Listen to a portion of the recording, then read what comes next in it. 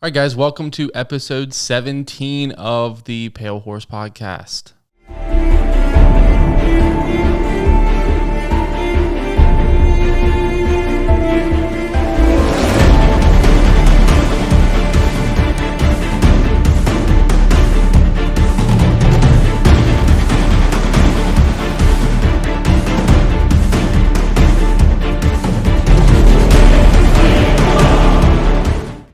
All right, so as always, we appreciate your topics that you guys sent us. We had amazing topics that I promise that we will get to sent to us in the last couple weeks.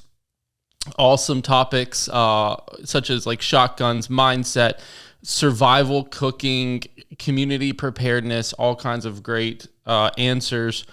What we're going to try to get into is two of those. My focus today is going to be on shotguns, because that was the number one requested, which is crazy. I appreciate that. Didn't see that one coming. And then the other one's going to be on tactical mindset, which kind of plays into the classes that we had this weekend. If y'all went back and checked out our most recent YouTube video, our little YouTube short, just talking about mindset and some of these injured shooter and medical classes. So right out of the gate with shotguns, which did not see coming. I appreciate a good shotgun. We offer shotgun courses, and just a lot of students don't run a shotgun. It's kind of this outdated thing. And we were laughing in some of the instructors talking about the podcast idea. And, you know, we had everything from a double barrel shotgun, Joe Biden, right? Fired 2 blasts outside the house. We heard everything such as, well, shotguns are outdated, or, you know, everything from shotguns are ultimately the best tool ever made. I fall somewhere in the middle where I do appreciate a shotgun. I actually do think, as far as one, you know, like bug out weapon system, a shotgun's extremely high on my list. It will probably be a front runner for the like ultimate survival, grab one to do everything weapon system in that poop hits the fan scenario that some of the guys and students were running by us. So ultimately, let me explain why. To me, if you know how to use a shotgun, you invest in a shotgun, you don't just buy a couple boxes of birdshot, leave it in the safe, can be a very awesome tool for a couple reasons. If you look at a comprehensive weapon platform, what can I do with it, and the stuff on the market that I can, you know, use or buy to make it do something better or different. Hardly anything beats a shotgun, simply for ammo selection.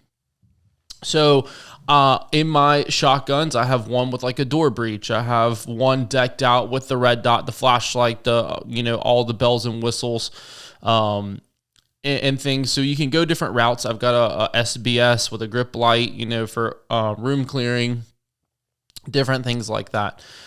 Ammo selection is really going to be the big one. So different loads that I have, I've got flares. So now I can use a weapon system for signaling, okay, which is great. Or for illumination, I've got blue flares for signaling. I've got brighter white or yellow flares for illumination. Okay, I can't use my AR to illuminate, except for the muzzle blast, and for signaling, okay.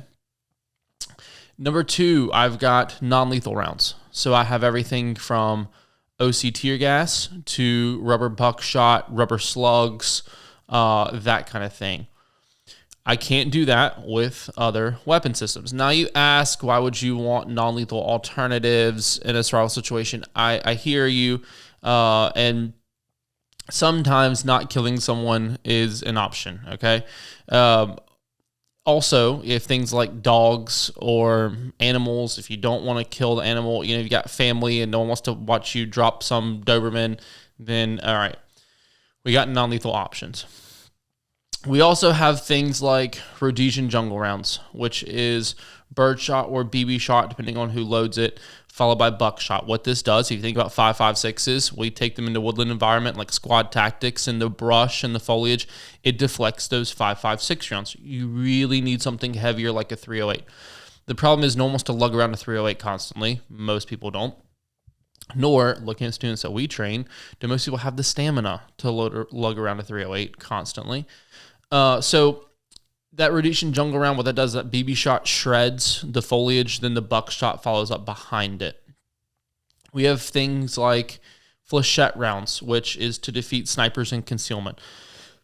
It is 1-inch darts, sometimes 1/2-inch darts packed into a shotgun shell. They fly out, they shred and wound anything. So if it is thick concealment, camo and recon, like ghillie suit type chaotic jungle environment, they can shred. We have slugs. We have armor piercing slugs that will drop vehicles in a heartbeat. Which would be something we want like a 50 Beowulf or 308 or heavier to do. So for checkpoints, you can have 2 armor piercing slugs loaded, followed by 2 buckshot, followed by 2 Magnum BB rounds. Magnum BB rounds against tires work beautifully, much better than buckshot. You, of course, have your buckshot. You have your hunting loads. You have your game loads. You have your like turkey or even waterfowl loads. So I can hunt squirrel, rabbit. I can hunt bird flying in the air. I can hunt deer. I can hunt black bear with some of the HST hollow point slugs. We have so many options out of one weapon system. I can hunt any game pretty much in North America. Our slugs, we shoot in shotgun class out to 150 yards accurately. Some people say 200 and 300. I'm going to say accurately 150, where I can pretty much guarantee hits every time. So out to 150, which is modern engagement distances about 50 meters in these type of scenarios. You've got everything you could use, CQB, everything. The downside to that shotgun, they are hungry hippos. You always have to keep a shotgun fed. Number 2, recoil control. A lot of guys don't want to clear the shotgun simply because if you ever did have to fight, it is a lot of recoil coming back. Now, we do teach shotgun courses where we teach recoil mitigation and how to control it. But a lot of people do have a problem without proper training with recoil control. Feeding it is the number one problem. My AR holds 30 rounds. My handguns would use 20 round mags. To load 20 more rounds is a second. On a rifle, it's 2 seconds. So if you think about, reload times and ammo capacity, a shotgun is very much behind the time. So that's kind of the issue, is you always have to keep them fed over and over and over. They only hold, most shotguns, 5 to 8 rounds. So after 5 to 8 rounds, you have this prolonged long reload process. Now, with proper training, we can teach you like emergency reloads, combat reloads, tactical reloads, where you can balance, but still you're getting reloading one round, maybe in the same speed it takes me to reload a rifle round or a handgun mag, or a rifle magazine or handgun magazine. So ultimately, that's kind of the problem, is reload speed. Now, things that I would have on a shotgun, because people ask, man, what do you put on them? Honestly, your shotgun needs an ammo source. So I run the STAC shotgun placards on the side. Some guys will run the slings with the shotgun ammo. That's okay. I have a couple of those where I will run them, especially like for close quarters. And so, yeah, you can use the sling that holds the shotgun ammo. I run mine more forward, and I also keep a flashlight. If I do, I know it sounds kind of weird, but I keep a flashlight on that ammo source anyway, on like the sling. So that way I can grab that flashlight, wrap up in the sling, and I can have an ulterior light source if I need to. And so it doesn't take up a lot of space. It takes up one shell holder worth. Why not have a backup flashlight there? But it does need an ammo source. Like I said, I like the STAC placards on the side of the shotgun. It helps. Some guys will run them on the stock. Reload speed is just slower from the stock, so I do prefer keeping them side mounted on the shotgun. Alternate options, bandoliers. Even I've even ran a competition. I forgot my S-Type placards one time. Ran a competition out of a dump pouch. Threw a bunch of rounds into a dump pouch. The thing is, you can't differentiate between your ammo types if you throw them in a dump pouch. On a bandolier, you can differentiate ammo types, skip a space. On my shotgun placards, I'll usually run things like slugs, brass down, buckshot, brass up, different things like that to help me differentiate between the loads. So ultimately, The shotgun's problem is ammo capacity, reload speed. Also, things like slugs, you have to think about, they do deflect really hard, really badly. Even though I teach vehicle defense class, we'll shoot slugs like out of windshields and they deviate really, really poorly. Whereas buckshot against windshields actually does better. There's still deviation, but it punches a pretty nice size hole. The other common misconception we hear is, well, I have a shotgun because I don't have to aim. False. Okay. At 5 yards, which most people's rooms are 10 by 15s, 12 by 15, somewhere in there. Most hallways in the house are about 20 feet. At 5 yard line, 15 feet roughly, your shotgun pattern with buckshot is about the size of an iPhone. So if I don't aim and I just pick this iPhone up and try to throw it on that target, the likelihood that I hit that is different. Most people think it's a basketball or greater, or people play too much Call of Duty where your spread is, infinite at 50 feet. That's just not reality. It does take a dedicated sight picture. You do have to aim. You do need proper recoil control techniques. I highly suggest you take a shotgun course. We're going to have some early 24, or even take something like a vehicle defense class with a shotgun, or a home defense class with a shotgun. We've had people come in and take home defense with a shotgun and then, try to point shoot or not aim it. It just doesn't work out well. So I would also dry fire shotgun. There is plenty of shotgun snap caps. And, I would get used to loading and unloading. That is something that does take practice. Some people are naturally gifted at it. Most are not, I can tell you. And so dry fire your shotgun, run your shotgun. But ultimately, like the 1301s are great. I run a Benelli M4 most of the time. They can be pretty ammo picky in the semi-autos. I think a pump is a safer bet for ammo choice. So if you're worried about survival, poop hits a fan, you never know what kind of shotgun ammo you're going to come across, I will tell you a pump shotgun is more reliable for ammo choices. A Remington 870, Mossberg 500, Mossberg 590. Plenty of pump shotguns out there that I like, but I would consider a pump. Most of your semi-autos don't run the low brass well. They don't run the low recoil well. They are a little more ammo picky. However, in a fight, semi-auto, of course, we do appreciate. So shotguns, to wrap this up, ultimately, great choice for survival. Great choice for poop hits a fan. If I have to bug out from my vehicle or the house and I grab one weapon system with a fully loaded bandolier of all different types of ammo, a shotgun is a pretty high contender on that list, just because you can fight, non-lethally. You can signal. I've got flashbang rounds, so you can, have distraction devices. You can get the shotgun tripwires and load those up and have ammo sources, and keep those in a couple dump pouches with your shotgun setups. You can hunt large game, small game, flying game. A lot of things that I can't do with an AR, or can't do with a handgun, or can't do with a hunting rifle. It's hard to shoot a moving bird with a hunting rifle out of the sky. Also, most ranges won't let you practice that, I guess, for safety reasons. Weird, huh? And so it wouldn't be a bad idea. So they're not outdated. Don't go buy like a double barrel and fire both blasts outside the house. Practice with it. They're also long, I will tell you. Most of the shotguns on the market are long. So if you're clearing a structure, unless you're going to short barrel it and register it as an NFA item, most people, when they take home defense class, has a hard time removing that shotgun. It takes certain index techniques. It takes collapsing that weapon system down a little bit greater. And there are some recoil control techniques and some indexing techniques that we can teach you to better do that and shoot it accurately and control recoil. But it's going to take a lot of practice. It's going to take some advanced shooting techniques and instruction. So ultimately, great for ammo selection. They're a little cumbersome. They're hard to load. They're always hungry and they're slow. But you can do a whole lot with a shotgun. So that's my answer on shotguns. If you have any other questions, put them in the comments. 13 minutes. Sorry. I was making sure. All right. Continue. All right. So let's talk tactical mindset. That's another one we're going to go through. I actually had this question posed by a shooter from Saturday's class.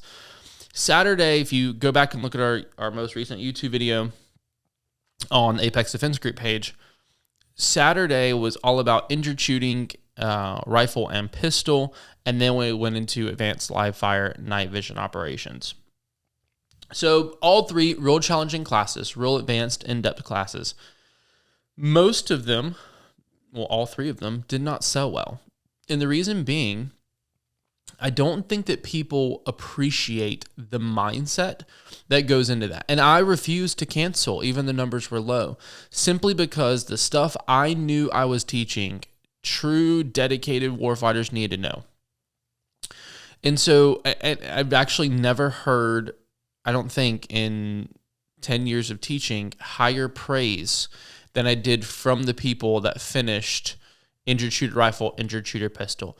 Text and things coming through from guys who took it. Every guy that took it wrote me a text after, or a Facebook message or an email after, and said, man, it's my favorite class. That's life-saving info. I've never thought of things that way. Looking back after reflecting, man, that's like one of the best classes I've ever taken in my life, or the best class I've ever taken in my life.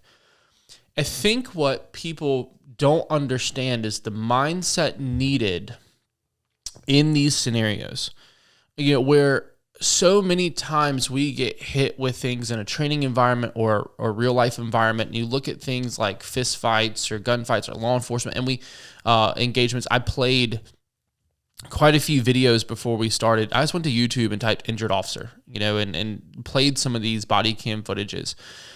And you either have this instantaneous, untrained reaction most of the time, or you simply have, which usually yields a 50-50 mix of luck or decent results or bad results. Like there's just a mixture there. Or you have this shutdown mentality of the wounded gazelle that lays down on the savannah when the lion jumps on it and it dies.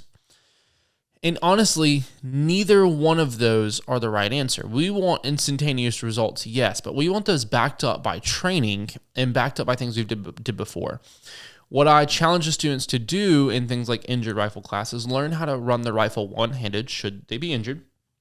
If you look at injured officer stats, if you look at our force-on-force stats, the number one place someone is shot is in their left hand. The number two place someone is shot is their right arm. Okay. Number three place is the face, and I can't fix that. So if you think about left arm, right arm, the likelihood that we need to run a weapon system one-handed is high. If you also look at the statistics of injured shooter, rifle or pistol malfunction, it's extremely high, about 80%. So now you have to think about, all right, I need to learn how to run my pistol one-handed, which we do in a lot of classes. You guys have done that, I'm sure, in classes, where you'll run pistols one-handed. You might even draw left hand only. You might even reload one-handed. But then we're going to take a step farther and say, okay, high percentage of weapon malfunctions, due to limp wristing or due to, compromised positions or hitting it off of things or under stress. Guys hit the mag release over and over and over under stress a lot of times. Just things like that. Okay, I need to reload one-handed, but I also need to fix malfunctions one-handed. Then we did it in rifle class. So some of you guys have done that in pistol. We really haven't done it in carbine. And so we did injured shooter rifle class. And it is hard. It's hard to maintain weight. I mean, I woke up the next morning, I was sore. And all the guys said, man, they were hurting. It takes a lot out of you. It is definitely a fight. And it is a fight mentally. But it's things that you will not work through under stress. Learning how to run a rifle one-handed, how to clear a double feed one-handed. The human brain is not designed to problem solve to that level, that many steps efficiently without training and learning it blind under stress. So we need to take it upon ourselves in this environment where, hey, tomorrow or today, we're not injured. We can learn it today. We can learn it tomorrow. We can take a class on it. That's why I offer a class on it. We can do that before that time comes. So perhaps, maybe, if that time comes, I'm prepared and I'm ready. I'm sowing into my future. I'm preparing for that future. No matter what the outcome looks like, I'm getting ready for it. Whether it's, an easy fight or a hard fight, I'm getting ready for it. And so we did things like clearing a rifle one-handed, double feed, reloading rifle one-handed. But then we take it further. So I threw him a bunch of curveballs. What happens if you're behind cover? You can't stand up. You can't stand up and sling your rifle and reload it. How do you do it from kneeling? All right, how do you do it from prone? How do you hit your bolt catch and lock your bolt to the rear one-handed from kneeling and one-handed from prone? How do you run your rifle to the level if we are truly the weapons commander of that situation? How can I command that weapon system to do what I want, right hand only or left hand only, from any various positions? Some people say, yeah, do it slung. Yeah, if you're standing and you're still. But what if you're kneeling behind cover? What if you're prone? What if you're stuck in a drainage ditch, right? So there's little things. Then we had to drag our buddies and work tourniquets, and then we had to deal with this medical dilemma and then this tactical dilemma, which we taught tactical medicine yesterday, as a matter of fact, TACMed 1. In the whole class, we learned how to do all these treatment protocols, how to stop a massive bleed, secure airway, fix respiratory issues, circulatory issues. We learned this whole March algorithm, how to do everything and use everything that we see in common battlefield injuries that is sitting in people's med kits that they buy but have no idea how to use, the indications, the contraindications, the whens, the whys, the hows. We learned that. The hardest part for students, they actually grasp the medical side pretty well.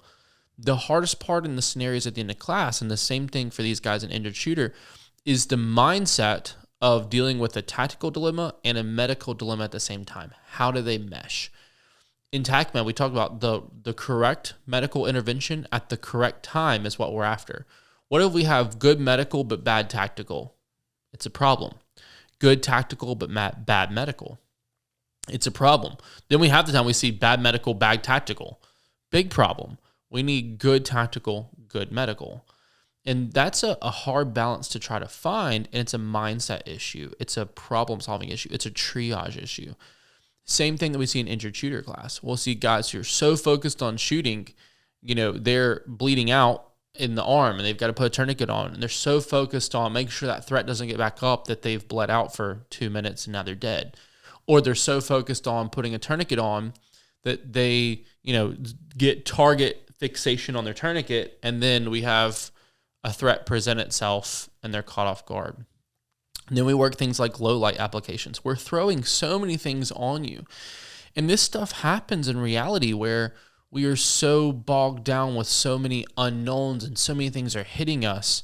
And your war is chaos and these battles are chaos. I love the videos where everything works out great. The guy walks up to the car window, starts to pull a gun, citizen sees him coming, shoots him through the glass, guy falls, done. I love those videos. Like, that's so clean and that's awesome. But then you look at the other half where you've got law enforcement officer getting beat to death with a rifle, but after being injured, and then officers 2 arrives on scene and starts mag dumping in the direction of officer 1, and then cars are in the background. Then there's chaos, right? And we have a hard time with chaos. Think about a man getting lost. What does he do? If he's watching a GPS, like the windows go up, the air, the radio gets turned off. I even turn the air off because God forbid somehow the wind blowing on my face from the AC is going to make me miss a turn, right? But we don't handle that system overload well. The way that we learn to balance that is through training and through problem solving, developing neural pathways. So the ones that fire together. So in those moments, it's not as chaotic. You can say, hey, I've been here before. Those neural synapses are firing together. They're wired together. And so that's why these classes are so important for things like injured shooter, injured pistol and rifle. Advanced night vision ops actually was the second question about tactical mindset. Had a guy hit a doorway under nods, already difficult, depth perception's kind of rough. It's a lot going on because, again, you're not only having a CQB problem, we have shoot and no shoot targets, so it's a target identification problem, but it's also a low light problem under nods, right? So he hits a door. He realizes that things did not go as planned. Depth perception was off under nods. Target ID went poorly. Weapon system, right, went click. Right? We had a lot of weapon issues that day. And so weapon system went click. And so you stand in the middle of the room and you go, wait, what now? Right? And we saw that happen a lot in injured shooter, injured rifle, TACMI 1, and specifically under advanced night vision ops. We have this bombardment of new things or overwhelming. It's complexities, it's system design issues, and we shut down mentally. And we stand in the middle of the room and we go, wait, what now? Well, he was surrounded by 4 pieces of cardboard. In reality, that would be 4 living, breathing, moving, fighting humans. We're so used to a static environment. This is another reason I don't love competition shooting only. If you're going to shoot a competition, you need to take a force-on-force class the next week, I swear. And so where we're so stuck on the cardboard going, wait, okay, I can stop. I can stand in the midst of 4 cardboard pieces and nothing bad happens to me. Every time you take a shooting competition or a class you shoot static cardboard with no defensive applications, you need to take a force-on-force class just to give you a reality check that people move and people fight, and that does not happen. We don't have the ability to sit there and stand still in the moment and say, wait, now what? And think about it, especially not standing in a room. You need to do something. So like I said, pull your blade out, stab them. Well, didn't have a blade. Or pull your handgun out, drop them. Well, I didn't think about that. Or if you don't have a handgun, run. Get out of the room. I don't know. You better pray and do something. But standing there is not the right option. It's a mentality issue for us that we have to overcome. And the time to overcome it is not in the moment because you're not going to do that. The time to overcome it is through immersion in this over and over and over again. Wiring and firing these neural synapses together over and over and over. If you play out these scenarios in your head, you better win and you better train for adversity. We always think about these scenarios where guy comes up, I pull gun, shoot him 6 times, guy drops, slice good. No, I plan on, that weapon system going click and then my blade being dull and then what? You have to train through this and problem solve through this and then run that same scenario at night. Do it with a flashlight. Do it in class. Take some classes like that are hard, and people steer away from those classes. And the dudes who took those classes, honestly, were so mentally and physically smoked and gassed and tired and exhausted and just done by the time they finished. But there's this mindset here of, you know what? I'm now prepared for this. Hey, I learned how to train through this. I learned how to fight through this. And that's the time to do it, is times like today. So a lot of that, he said, man, how do I stop stopping in the doorway when I get overwhelmed? And that is such a hard question. And it's through doing exactly that, continuing the fight. Otherwise, we'll continue to get overwhelmed and we'll continue to stop and we'll continue to fight in the doorway. So deal with these problems in training, and stopping and sitting there is not the right answer. It's, all right, if then, now what? And plan for those contingencies in your head. Develop those neural synapses and wire those and fire those together in your head. So that, in your house, a lot of guys will practice clearing their house. So then when you get to the doorway, say, hey, this door's, barricaded. Now what? Or I get up to this doorway and I go, I come into this room, guy's actually here, weapon goes click. Now what? What can I grab to beat him over the head? And that needs to be instantaneous, right? And so you do need to be more aggressive. You need to be more violent. Practice, those weapon malfunctions going straight to handgun. It should be immediate. And if you don't have a handgun, go straight to knife. It should be immediate. Okay. So little things like that, guys, you have to start training for this. And this is actually going to go right into our spiritual topic, where you guys have to play these scenarios out in your head, but you ultimately can never be without options. That is the mindset that you need to have in these tactical areas, is you are never without options. And options is not, no options is not acceptable. It's not an option. You have to have an option. So I don't care if you got to claw the dude's eyeballs out. While you're there, pull it and eat it and chew it up and swallow it, just to prove to him that you're crazier, right? It's that mentality of, I always say my spirit animal is a, wounded gazelle, and recently it's been downgraded to a caterpillar that's already been stepped on. But at the same time, I also say I'm the third monkey on Noah's Ark, and it's starting to rain. You need to be more aggressive. So if you hit that room and you realize, and he's scanned, and hey, there's one threat, he goes up and it's click, you had to go right to handgun. And if you can't go right to handgun, you best bet my blade's accessible. I'm going to go right to blade. And you might shoot me, but I'm going to be stabbing you the entire way down.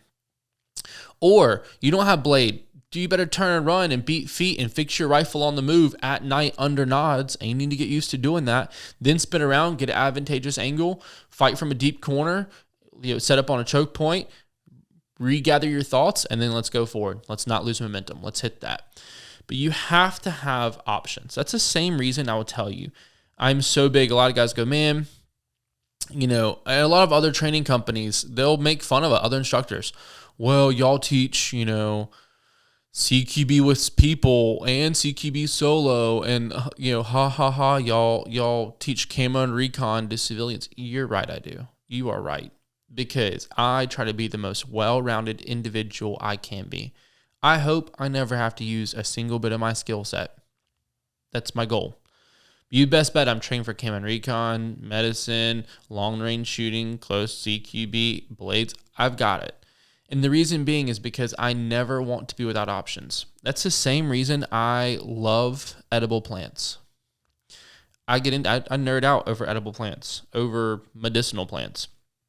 Because if I'm ever hungry and it's ever a survival situation, you best bet I'm not dependent on a grocery store. Learn how to butcher and process animals. I'm fine. I have options. Purifying water, things like that. I love to teach outdoor cooking. That is not a common class, and it never sells, but I still run it every time. Just because, man, those are tools that you need. How to build an oven underground with rocks and things around you. You can cook a whole chicken or a whole groundhog. I mean, you can do things like that. Restrain, escape, and evasion, injured pistol, injured rifle. So that if anything ever happens, that's why I try to train and teach for every contingency. I can say, hey, I have options. And that's a mindset thing. More than anything. I think even more than a skill set. It's a mindset to say, hey, I've been here before. I've done this before. Or I've done something similar. I have options. I am never out of the fight. I am never without options. In the midst of adversity, I'm going to adapt and overcome through experiences and also through doing things the right way. It's not going to be a guess or a whim. Hey, I've taken my time in safety, in my daily wait. I've not wasted it. I've fought and planned and bettered myself for it. So that brings us to our spiritual topic, which is the same thing. It is mindset mid-fight, mindset mid-adversity, and how our response really does dictate a lot of what we see and what we say.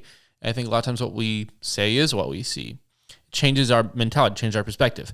If I say this is going to be bad or this person drains me, I see that, I feel it. Or this situation is hopeless. I see it that way.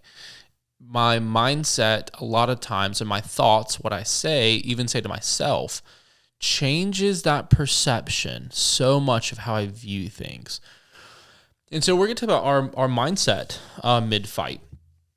And I have a lot of guys struggling with some spiritual issues that they've kind of talked to me about, or even like in our men's group, just talking about some just adversities. And I definitely, in my own life and own walk right now, have different things going on and situations that you see hopeless, or I don't have peace about, or are just really tough that you're trying to persevere and push through. I think a lot of us are dealing with things in our life like that. Failed relationships, failed dreams, expectations, arguments or friendships are kind of falling out, different things. And so I'm going to challenge you, or even in life, we're unhappy with our job or kids or just different things. Don't mention the economy. I think that's something we're all fighting about. But trying to look at our mindset, look at our thoughts, control our emotions in that. And then what is our response? How does our response need to look like? What does it need to be like? So right at the gate, I'm going to say a couple guys have come recently and they're like, man, I want my life to be this. I want my life to be better. My relationship to be better. I want, in my case, want a godly marriage and children, and trying to train myself up for that. And so right at the gate, a lot of us are hindered by accomplishing those goals I know I certainly have been in the past, because of our own selves. We get in the way. We're actually not ready, or it's something that, like for me, I always had like trust issues or things. And I'll be honest, because if I'm open and honest with you guys, if I just said like I'm perfect in every way and I didn't never have any of these issues, it doesn't give you guys hope that you can fight through them. And I still battle them all the time, right? Or I'm just letting you know that you're not alone if you do have some of these issues. There's definitely dudes that you can reach out to, and that's okay to reach out. Like, that's why I'd rather be in a foxhole with another guy than by myself, okay? So right out of the gate, I think a lot of us, we are stuck on this roller coaster, and we're not sure how to get off, where we're unhappy with something or a circumstance, and we're not maybe even struggling with something. And sometimes, I'll be honest, I struggle with things. I'm like, it's not that big of a deal. 10 years later, you look up, you're like, wow, I'm still struggling with this. Like trust issues where I'm like, all right, this happened, but it just becomes such a normalcy, and then society backs that up. But honestly, it's just bondage for us. So a lot of times with us, I think I've heard guys say, well, this came out of the blue. This ambushed me. And I've said that too. I was ambushed by the enemy, or by these thoughts, or by this response. And there's a difference between a reaction and a response.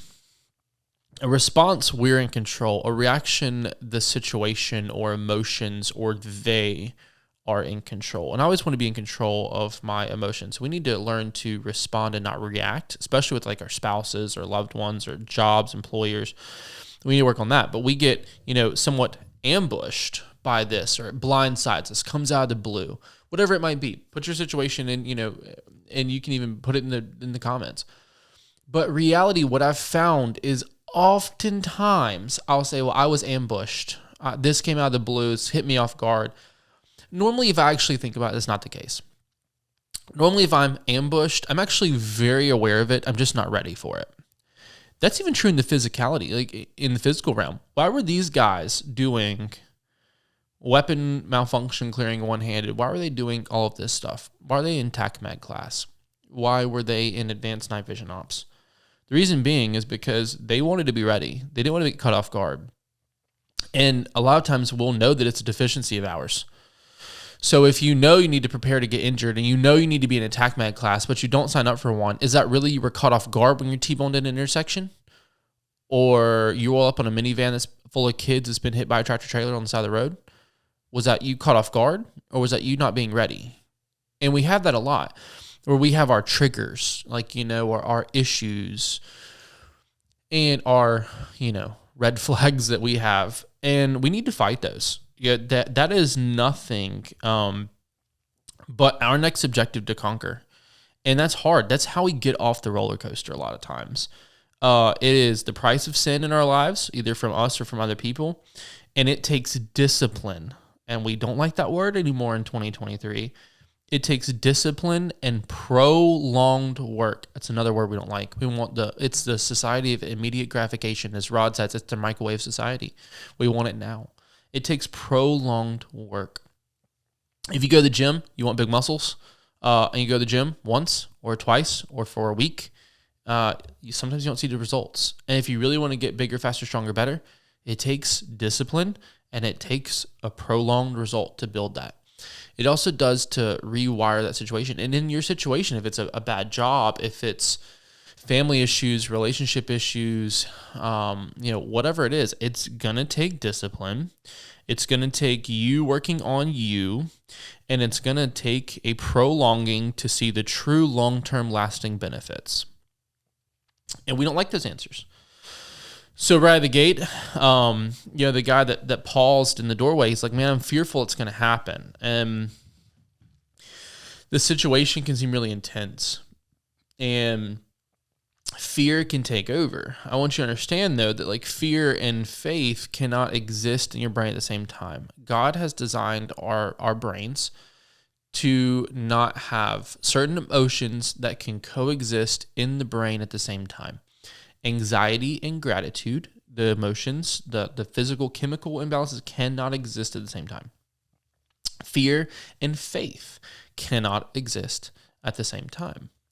And so we really need to focus on diving into faith, which is hard because faith is things that are not seen. And we see the things all around us, and it's easy to get fearful and bogged down. What I recently heard a pastor compare that to is a Trojan horse. Our emotions, the fear, things like that, where we think that we're so impenetrable, and we might be from the outside, but we aren't from the inside, And so I look at me, I try to be prepared to fight, physicality. I'm a decent shooter. I like throwing a punch once in my life. Like, I can patch some people up, but I'm not, awesome, but I'm decent. But then inside of my own thoughts and emotions, I was weak. And so I could go down those rabbit holes of, I wasn't happy here, I wasn't happy there, searching for happiness. I compared it to, I was walking around with my power cord trying to find somewhere to plug up. And that's what it was. And I was just trying to plug up somewhere. And so, we oftentimes are destroyed from the inside. Like I said, it's a mindset issue. It's a mind and heart issue. So we welcome these Trojan horses in, and, we give them opportunity. The problem is that if you think about the Trojan horse, it established, what they did was they went and opened up the gate. It established a foothold that then turns into a stronghold. From a stronghold, things can launch deeper attacks. I mentioned this in my last men's group.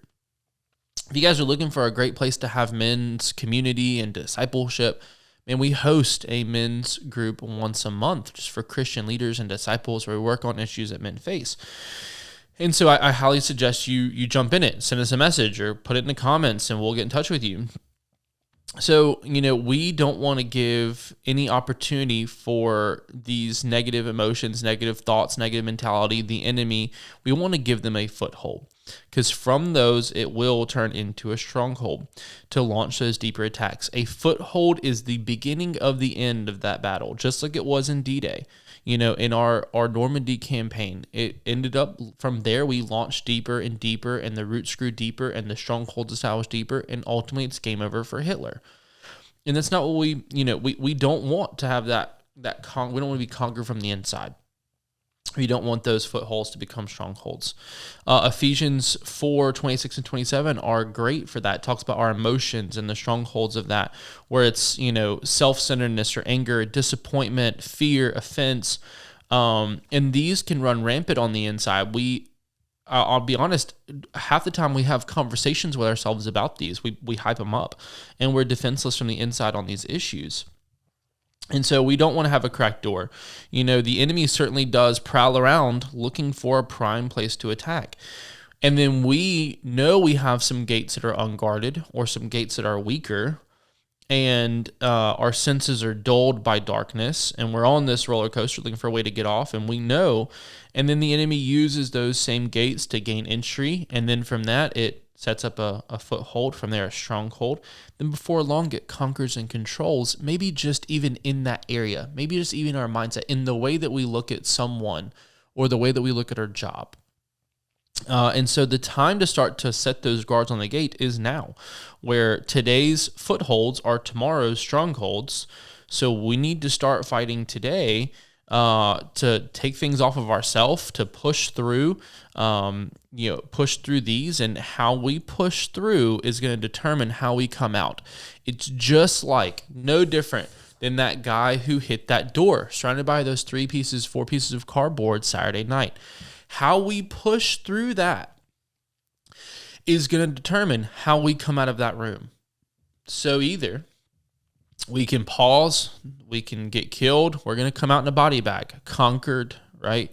Or I can be aggressive, I can pull a blade, have contingencies, train up now for that mentally, spiritually, emotionally, physically. So, hey, I'm going to come out, and I might be a little wounded, right? But I'm coming out, and I'm going to be bloody. But I'm going to be bloody from warfare, not bloody from laying down and dying. And so a lot of this stuff is really a fight.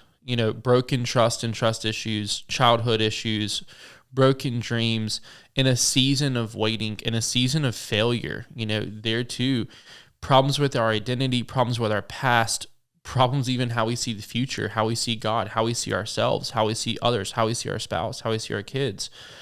We need to look at our reactions to those and shift it, put us back into control and say, okay, how am I going to respond now? What is my response? What does God need out of my response to this? And so if it's, maybe it's faith over fear, maybe it is not pulling ourselves out of the story in a season of waiting, in a season of failure or identity issues or problems with our future, problems with our marriage. So many times we pull ourselves out of the story based on how we handle it, how we push through. And we don't push through, we give up, we back out. And so, sometimes it's seasons of distrust where those residual, effects of pain affect our forgiveness. Sometimes it's things that we don't even realize that we're carrying. Sometimes it's disappointment or unmet expectations. I recently heard a guy talk about his marriage. He's like, marriage isn't working. I have needs and expectations and she won't meet them. Well, really, when we take that wedding vow, your only need and expectation is to love them better every day. That's really your only true need and expectation. And, through your love and through your obedience, you have to trust that God's going to work on them to then meet those needs and expectations. And so we see, all this come at us and we get blind to that response. I know for me, I'll speak personally. I was praying for something just to see it happening. In fact, I kept seeing the opposite happen. The situation has kept getting worse. And then what we do is we say, all right, well, clearly that's not it. And we back out. We pull ourselves out of the story, or we react versus respond. We let fear or emotions then take over, or we listen to people who I'm sure mean well, who are comforting us in that moment. And, we want the pat on the back and the justification. And then what that does in return is it blinds us to the hand of God in the moment. It makes us miss, what God might be doing. We focus on what is not and not what is. We focus on what God's not doing instead of what he is doing. And we focus on all these missing pieces. Well, those missing pieces rob us of our peace. That's what happens.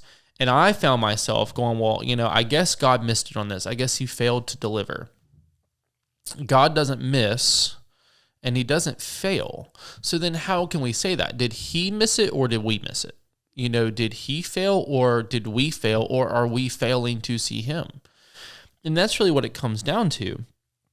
That disappointment then breeds discouragement. That discouragement then breeds despair. In that despair, the enemy, that is the biggest open gate, one of the biggest open gates for the enemy, and it's game over. We have essentially walked our way into the woods and lost our way with no compass, no direction, no bearing. We don't press in, we pull out. And so, part of that's why I love in Psalms, it says in these moments, it requires an extravagant sacrifice of praise. If you go back to the translation of it, I'm like, wait, okay. Praising to me is not a sacrifice. Sometimes I don't always feel like it, but you still do. And it changes you. And that's, and God knew in the word what we needed, where in that time where we're so bogged down, we're lost on, what it requires is taking the view off of us and putting it on him. So praising is a little bit different than worshiping. Praising is essentially thanking God and declaring to him how good he is and how mighty and powerful. It's declaring, the works and the goodness and the nature and the heart and the power of God. And it's taking in the moments why it requires extravagant sacrifice. We don't want to do it, but we do. And in that deepest disappointment, oftentimes we'll get the deepest wisdom from it, where we're taking that situation in that praise. So I'm going to challenge you in those moments to start to praise. You're taking your view off of us and this self-centered, we're called to pick up our cross, deny ourselves, right? And follow him. If we're following him, our eyes are fixed on him. They're not fixed on our feet. It's not about where we're walking now. It's about him walking in front of us. And if we can take our view off of us and cast it on him, then we realize the situation is not hopeless. We realize we have nothing to despair. We realize the word is our map and he is our compass. We're not lost in the mist. And so, we need to be learning something. Solomon chapter 1 talks about, we're learning something. He's teaching us something. I like 2 Samuel 12, 15 through 12:20, where it talks about, I think it's a good thing for parenting, something I'm working on. You're setting an example for your kids in the middle of disappointment. Psalms 51, you can read those, where you are repentant and submissive, where you're pushing in, not pulling out. It's a contrary reaction. A contrary reaction to the situation is a God-fearing response. And so, so many times it feels like God let us down or dropped the ball, or we dropped the ball, we fail to act, we fail to promise, we're lost, and they take us by surprise, and this stuff, ambushes us at whatever. It usually doesn't, but we step back, we don't step in. We need to, go back to the word. We need to build that Atlantic wall, and so the D-Day invasion doesn't happen. Find the beauty, find him. The story I'm going to use for that, and I use it in my men's group, is the story of Joseph. So go Genesis 37 through 50, not Joseph, the father of Jesus, but Joseph with the coat of many colors who went to Egypt. Y'all know the story. So Joseph was sold into slavery. And first of all, he was thrown into a pit. And as I was reading this, I was like, man, pit. And I kept getting self-pity. I was like, self-pity. And it was self-pity is a self-made pit. If you take the Y off of self-pity, you get self-pit. You've dug this hole. He could have sat in that hole and had self-pity. And so it says over and over and over in the story of Joseph, and now I'll tell you, he was the chosen brother, and the brothers envied him, so they ended up almost killing him. They sold him into slavery. From slavery, he actually gets chosen by Potiphar, and he's made one of the head slaves of Potiphar's house. And then Potiphar's wife tries to sleep with him. He does what is right in the eyes of the Lord, it says. He rejects her advances. And then he gets thrown into prison because she says he tried to rape her. He gets thrown into prison. From prison, he's forgotten about, interprets dreams, helps everyone in prison, interpreting dreams and things. It says, remember when you get out. He's forgotten. Then he's actually put into the palace, and which is a scary place full of fear, and some people are afraid to take those promotions and next steps because of that responsibility or fear, and he does what is right, and then he's made essentially the prince. He's second to Pharaoh, prince of Egypt. And so, there's so many times where we would have backed ourselves out of the story. We would have given up hope. We would have said, that's just the way it is. We would have let bitterness, fear, resentment, all of this stuff. We would have built a case in our head and wallowed in that identity. We would have stayed there, a lot of us. We would have had trust issues and,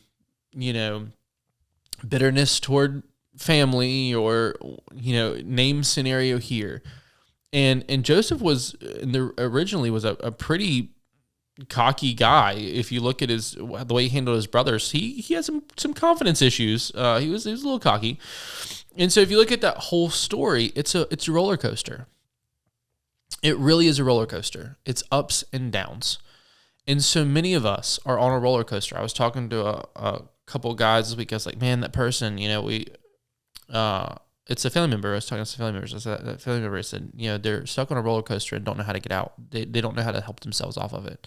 And the answer that we help ourselves off of is just like Joseph did. It's keeping God as our priority in that and understanding the assignment. Okay? So it's staying in alignment and understanding the assignment. Those are two things I want you to keep in mind. It says over and over that God's favor was on him.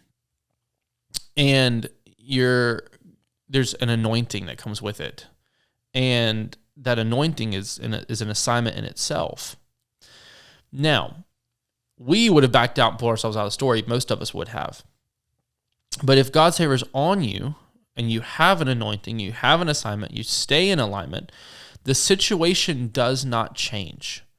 It's still bad. He's still in prison. He's still in the palace. He's still in the pit, right? So you got pit, prison, palace.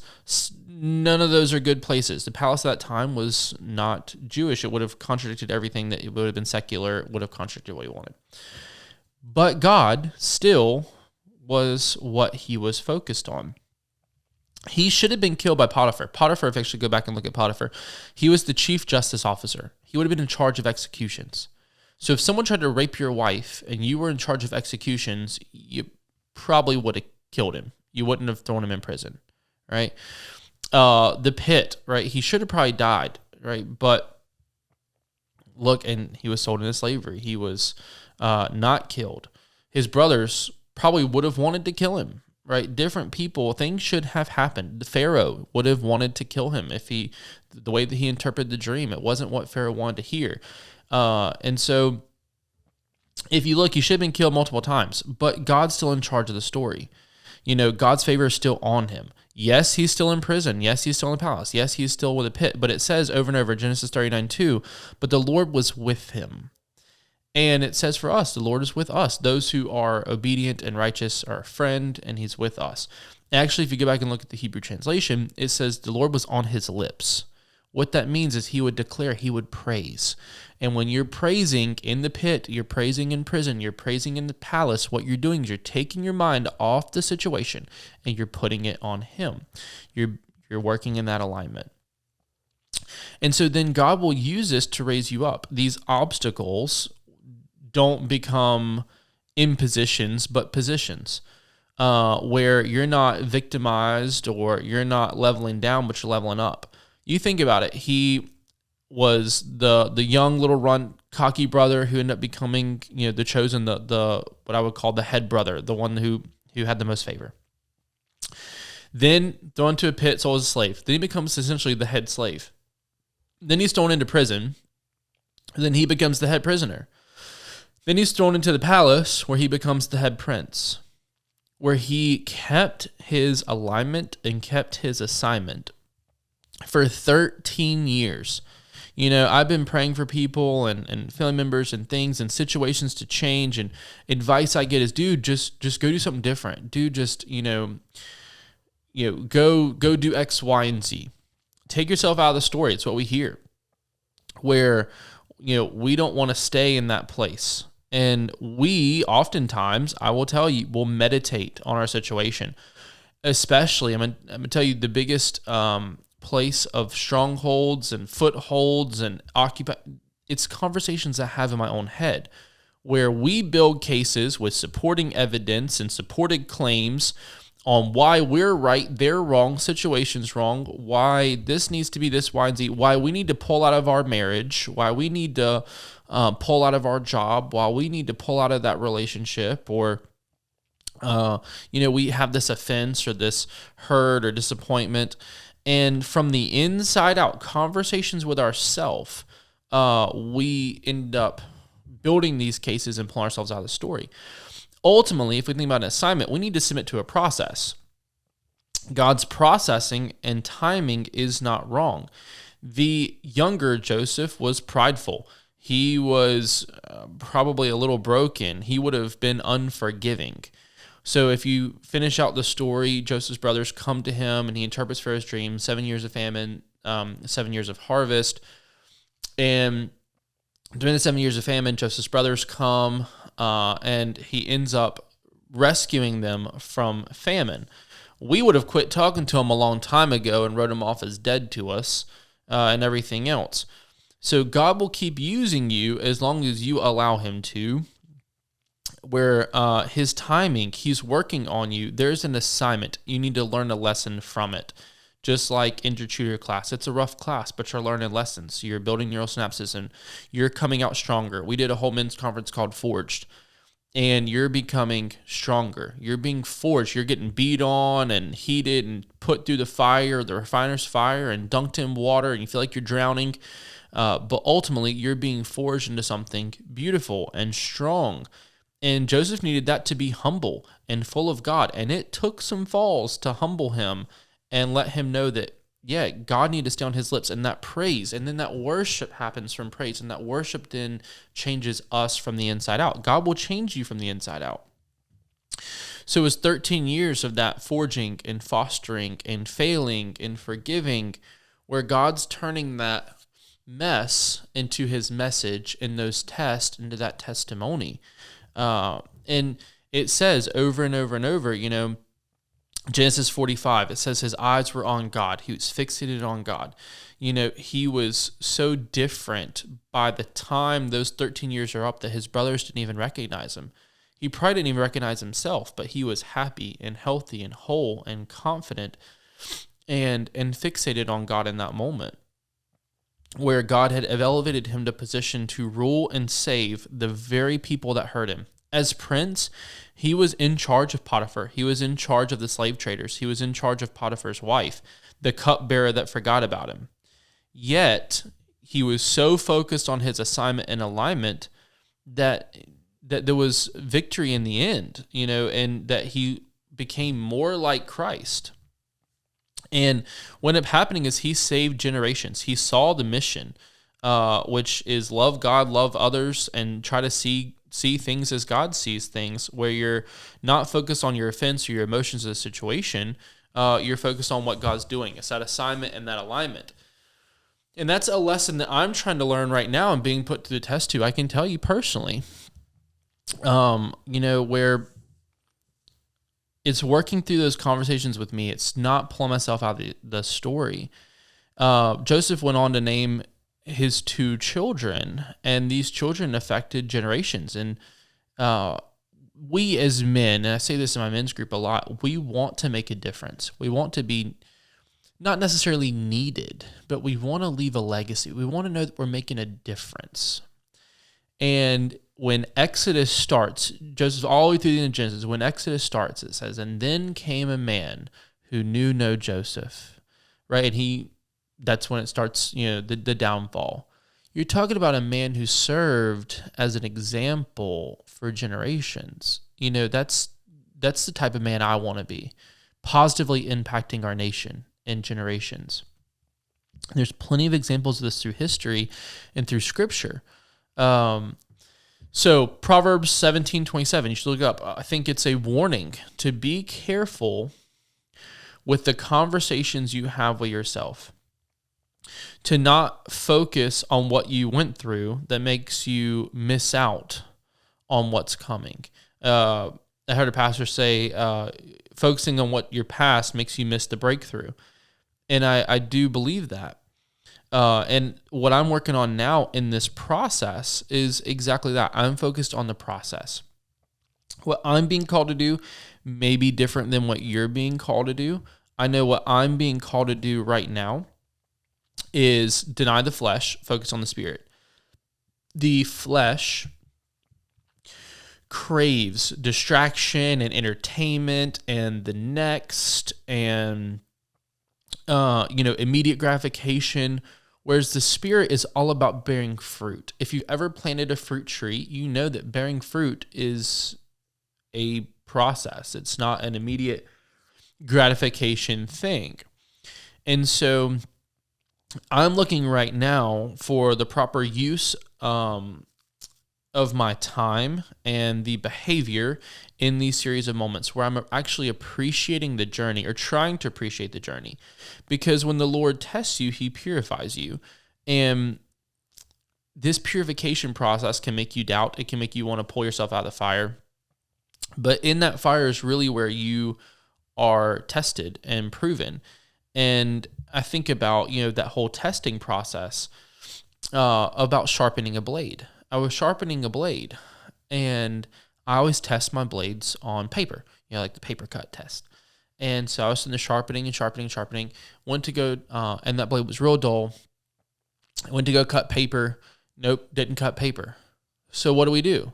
Do we give up on the knife, or do we go back and we keep sharpening? Same thing, ran it through, sharpen, try to cut paper, negative, didn't cut paper.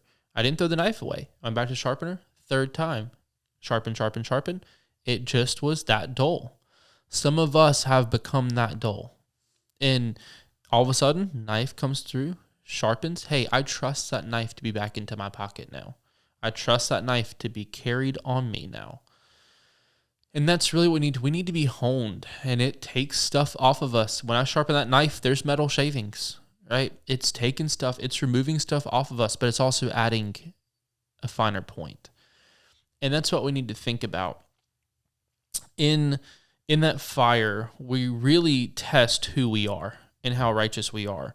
I think the Lord tested Joseph's character again and again until it was the perfect timing and Joseph's dreams came true.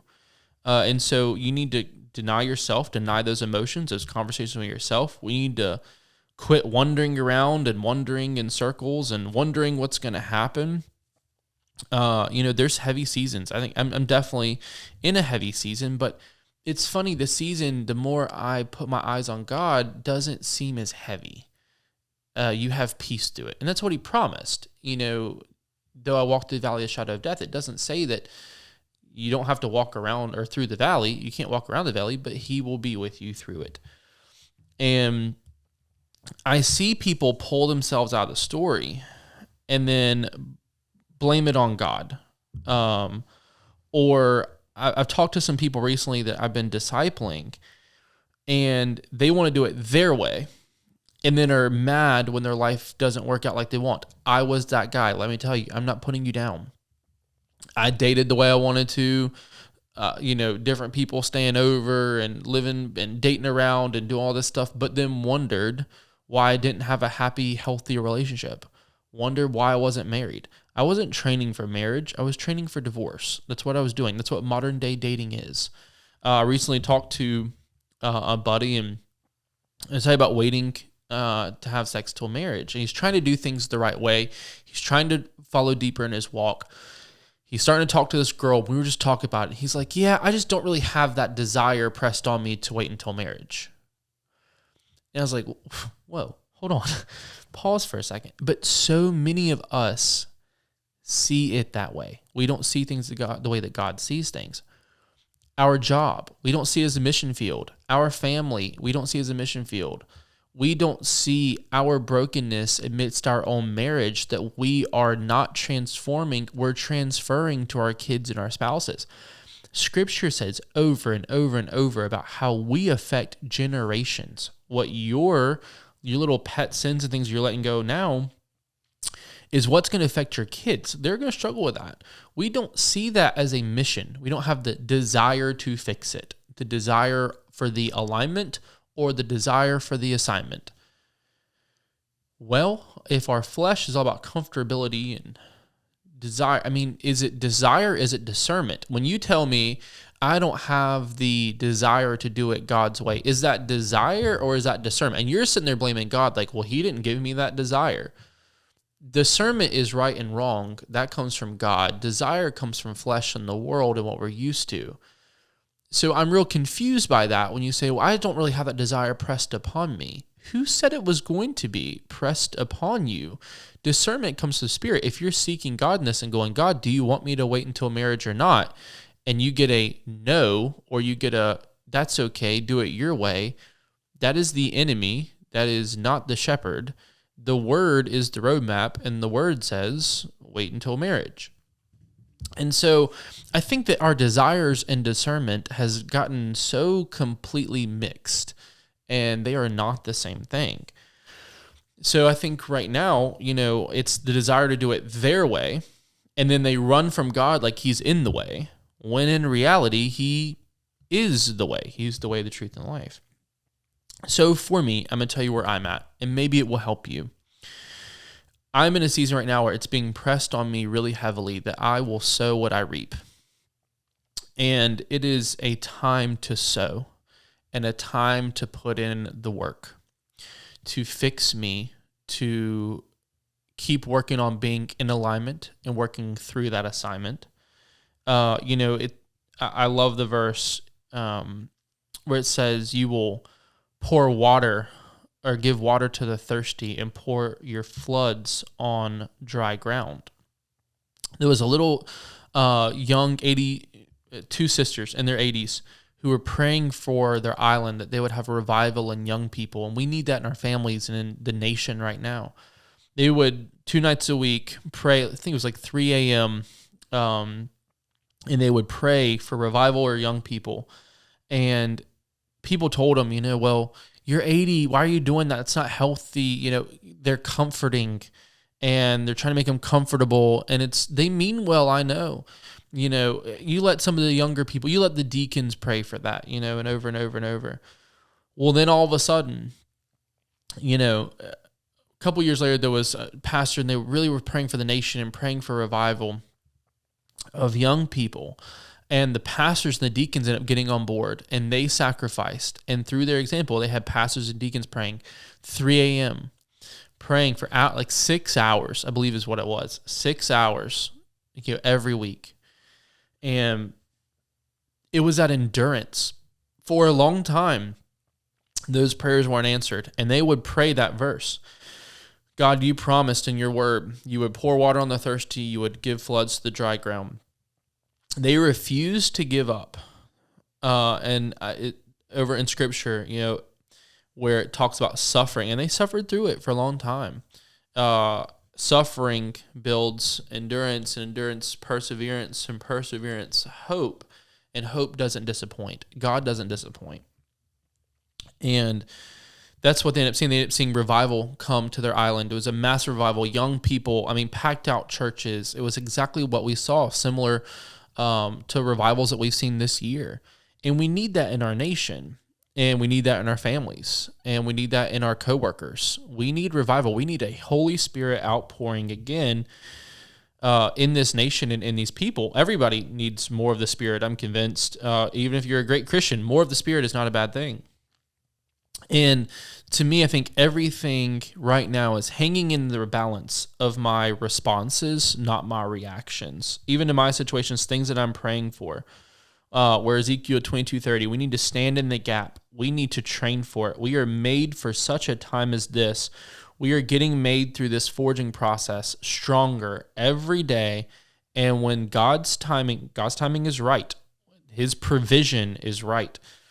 It's going to be right.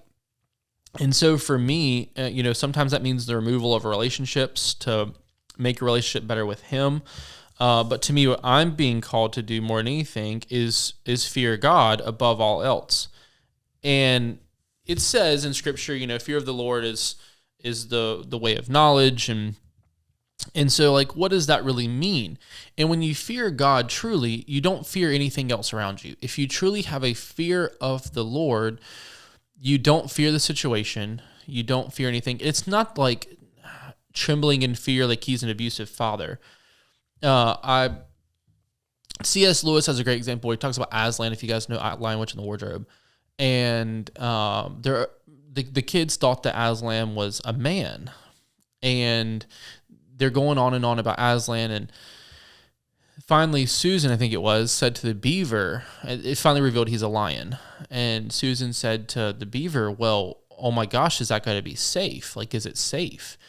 And the beaver looks up and says, no, he's a lion. It's not safe, but he's good. And I love that quote. And if you ever, I always think of Captain Barbossa. I don't know why, from Britt's back here laughing.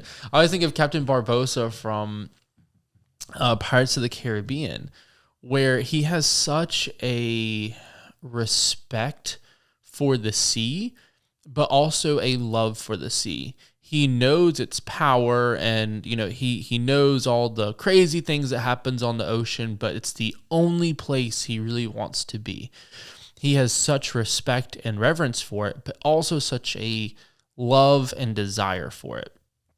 And that's really what it is. And when you truly do fear God, and that's what I'm working on, it's working on that obedience, that working on holiness, that alignment. And so what it's doing is in that process, he's deliberately, intentionally, personally healing and rewiring and shifting the way I think and the conversations I have with myself. He is sharpening that knife to cut that paper. And he's, rewiring. You really can't stop bad habits. I know science says that a lot. You really can't stop bad habits. What you can do is you can replace bad habits with good habits. And that's the process where I'm at now, is I'm trying to replace all those bad conversations, bad emotions, bad thoughts, bad reactions with positive, grounded in God responses, where there's a hunger for God, where he is purifying me in this process, where I've got a hunger for holiness. And that sounds so weird because A, I never thought I'd ever hear myself say that. B, it's really not something that anyone really ever says.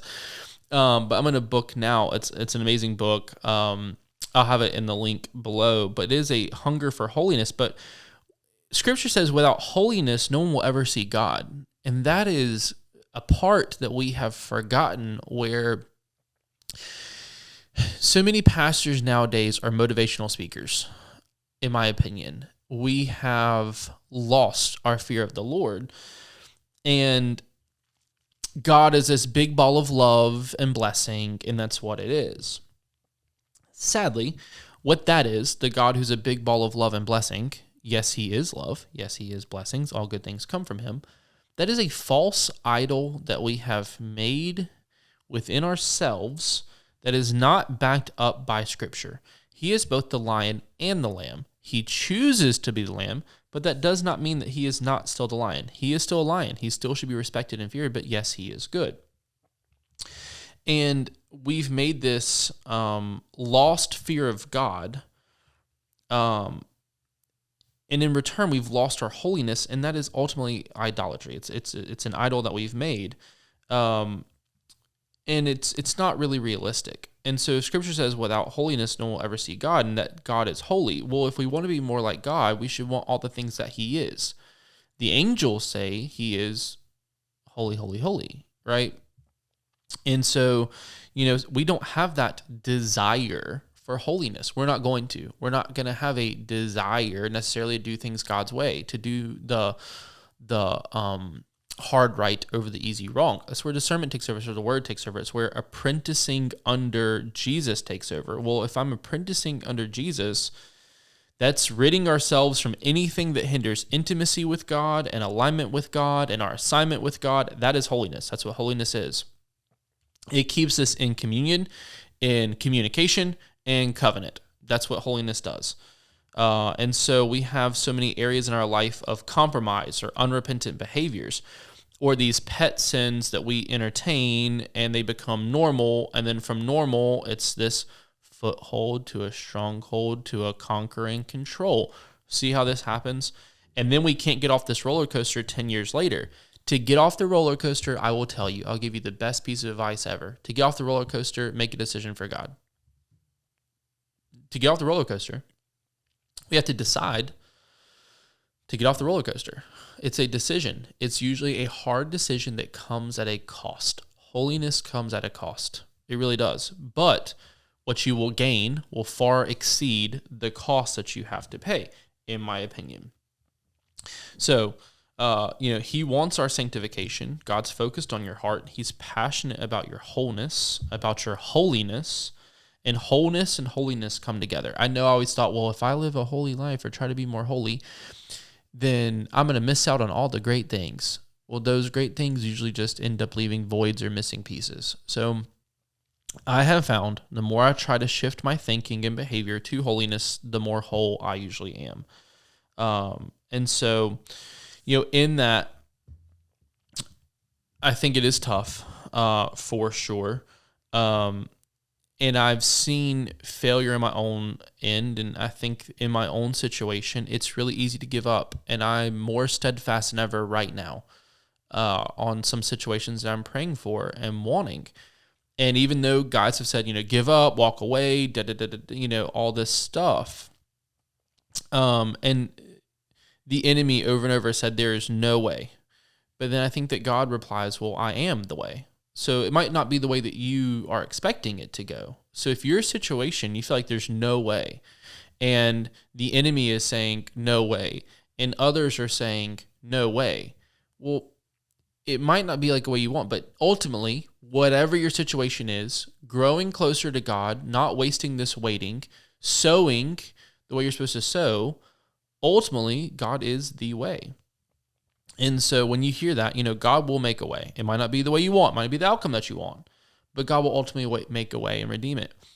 And I've always said, so many times that we pull ourselves out of the story and then God maybe not redeem. We may write ourselves out. I've used the story of Moses multiple times for that, where I saw an irredeemable failure, where I always thought, until just a couple of days ago, and the Holy Spirit was really convicting me on this, where I saw him essentially disobey and, in my opinion, pull himself out of the story, lack of obedience, and I felt like he missed his promise. I felt like that was an example of a failure of us pulling ourselves out of the story that was not redeemed, where we missed our promise, we missed our blessing because of it. And I was really being convicted on that. And the question I kept asking was like, well, did he? Ultimately, he was, I think, 120 or so, ended up having the strength by God to climb on top of this mountain with vision at 120, good enough to look out however many, 100 miles to see the promised land. That is by God. That gave Moses peace. So he didn't get to walk in the promised land, but he still saw the promised land. That was a blessing. That was God's peace and provision, to have the strength and the vision, the alignment and the assignment needed to finally fulfill, that promise. It maybe not was the way, maybe his failure did, but God ultimately did redeem that. And so over and over, I'm still reminded, don't pull yourself out of the story. Work on becoming a better you. Work on transforming, allowing the Spirit to transform those broken places, and be in alignment, be in assignment, apprentice under Jesus, stay in the Word, and looking at Moses, I was reading that story, just kind of being in there and reflecting, and it says that they walked on dry ground, that God parted the sea and they walked on dry ground. And I was just thinking to myself, A, how did the ground dry? Like, that's miracle provisions, but B, I bet it was still probably a little muddy. And I bet it was hard to walk through, even though it was dry and, maybe even a little muddy or sandy. Even if it was completely dry, the bottom of the ocean floor was probably a little bit more difficult to walk through. That furnace, Shadrach, Meshach, and Abednego, was thrown in. I use that in a lot of podcasts because I love that story. There was still mud and sand and hard terrain for them to walk through on the ocean floor when God parted the sea. That fire was still hot. They might not smell like smoke, but when they opened it and it was so hot it killed the guards, they felt that heat. God didn't put a fire extinguisher in there. He was in there in the midst. The ground was probably a little sandy and muddy. He was in the midst. And I bet I'm sitting imagining they're mired up, and the more I thought about the word mire, the more I thought about the word miracle. And in that mire, there was a miracle. And through that mire, God's with you through that miracle. And I was sitting there looking at mire and miracle, and I thought, okay, I'll take the letters for mire, right, mud, out of the word miracle. What am I left with? ACL. Well, what's an ACL?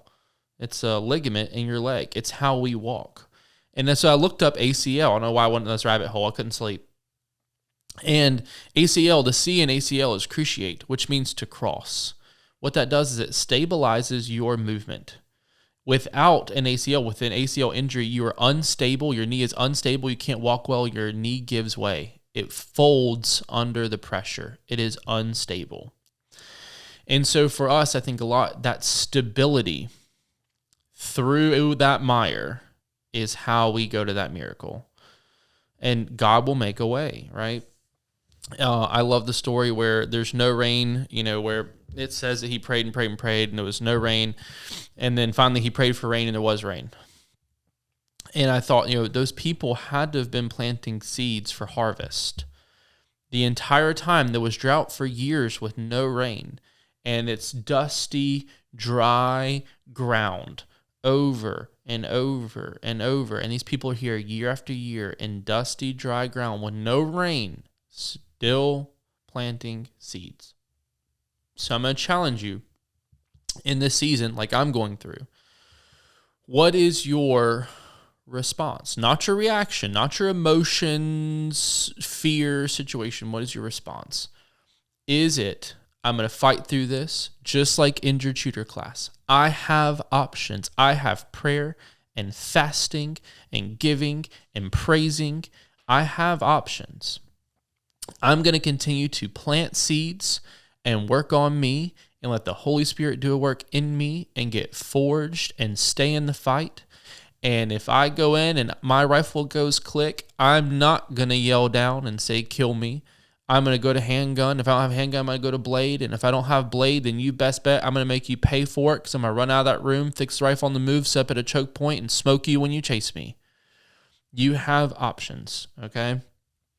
And above all, I'm thankful this week and last week, there was a Jewish holiday, and the whole Jewish holiday was about the Holy of Holies and the priestess Yom Kippur.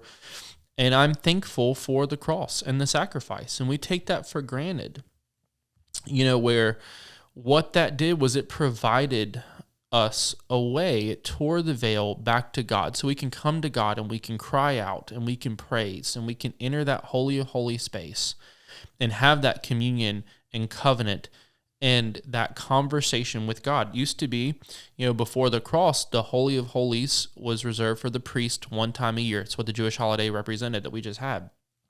And he would go in and he would atone, and he had to be perfectly pure, and he would have to atone for the sins of the nation.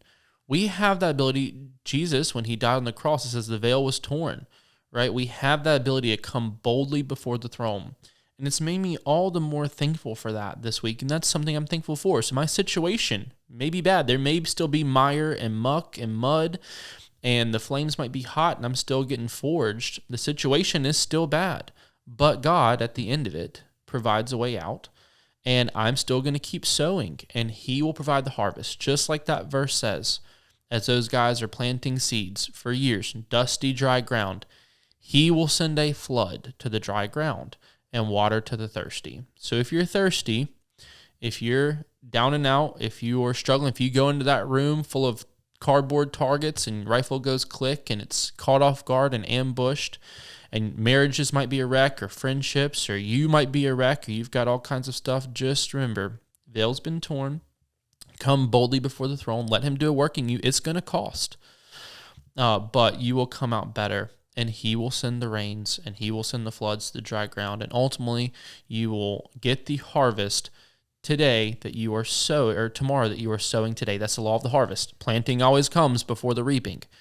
And whatever you want your kids to reap, whatever you want your marriage to reap, if you want a God-honoring, godly marriage, or friends, or if you want to be a disciple, or you want to become a happier, healthier, more whole person, it starts with what you're planting today. So let's fix today's footholds that are going to become tomorrow's strongholds. All right, guys. Well, as always, appreciate you guys staying tuned and staying involved.